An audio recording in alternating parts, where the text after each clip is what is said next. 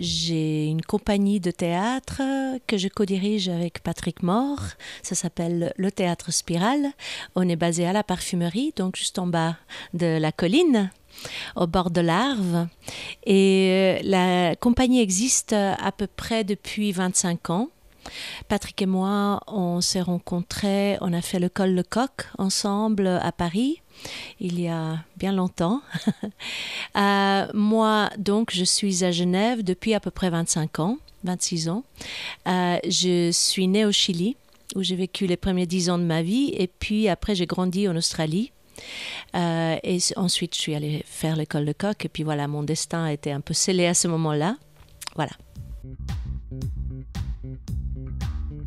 74 notes sur la frontière, qui fait partie d'un plus grand projet qui s'appelle Du Môle au Mollard, a été une commande du musée paysan à Vieux-en-Sala, et qui est le coproducteur donc de cette pièce.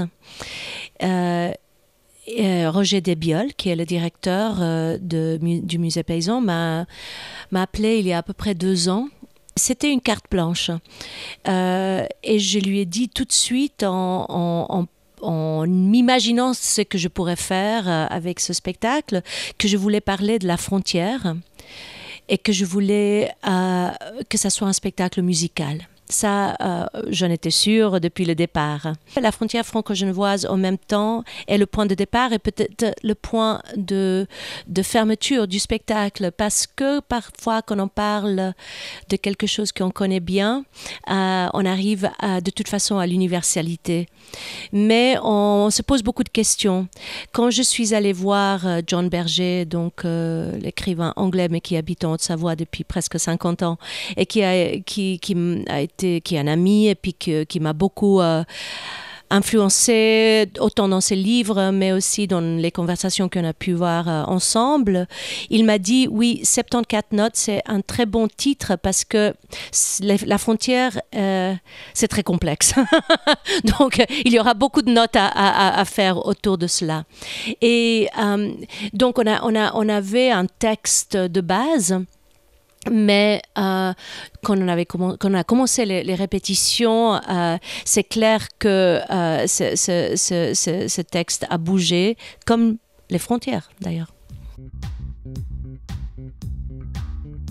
Yves Cerf, Maëlle Godina, et Yves travaillait à l'époque, continue à travailler avec un trio qui s'appelle le trio hors piste, Bruno Duval, percussionniste, et Jean-Marc Jacquier, que moi j'appelle le griot des Alpes. C'est un monsieur qui a juste une connaissance extraordinaire de la musique et de la culture alpine. Et lui, il se considère absolument pas français, ni savoyard, puisque savoyard, en fait, c'est presque une insulte. Il se considère savoisien. Voilà. Donc, lui, il a été très important dans l'élaboration du projet. Et puis, donc, ça, c'est l'équipe de musiciens. Et puis, pour les comédiens, il y a Léo Mort, Pascal Gudel et Amadoun Kassegué. Léo est un tout jeune comédien qui vient de commencer sa carrière professionnelle. C'est aussi mon fils. Et il a fait un parcours, en fait, plus ou moins en autodidacte, on pourrait dire. Pascal est sorti du conservatoire de Lausanne avant que ça soit à la Manufacture. C'est une super comédienne, mais qui travaille surtout dans le Jura et puis à Neuchâtel, Bienne, Lausanne. Elle est moins connue à Genève. Et c'est pour cette raison que ça me semblait aussi intéressant qu'elle vienne travailler sur ce projet, puisqu'on allait parler de frontières. Amadoun Kassegué est un tout vieux ami et compagnon de route que nous avons rencontré avec Patrick Mort il y a bien longtemps au Mali.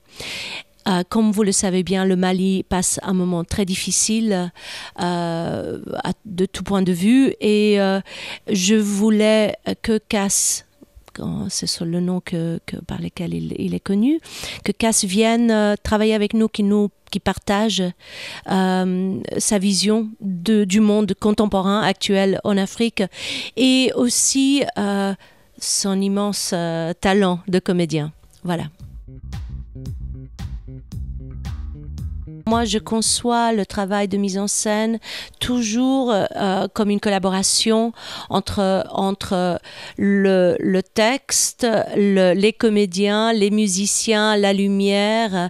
Donc, on fait des moments où on discute, on dit oui, c'est comme ça, non, c'est pas comme ça. Et puis, la chose que je trouve toujours très intéressante et puis très, très excitant en fait avec la mise en scène, c'est que j'ai une idée au départ et ce n'est jamais comme ça que c'est à la fin. Moi, je dirais que c'est plus dans la conception. La musique qui est primordiale et puis qui est comme le fil conducteur de la pièce. Et les comédiens qui sont tous géniaux et puis que chacun avec sa différence et puis son enthousiasme, son engagement humain et politique par rapport à un thème pareil arrive à nous faire vivre et vibrer certaines choses même insoupçonnées par rapport à la frontière. C'est souvent l'idéologie dominante qui vient sonner des cloches comme si on allait fêter quelque chose qui nous concerne tous. Pour moi, le bicentenaire, ça a été l'occasion de faire ce projet avec Roger et de tisser des liens horizontaux, de tisser des liens qui n'ont rien à voir avec le pouvoir, mais qui ont à voir avec comment on peut vivre ensemble dans cette région.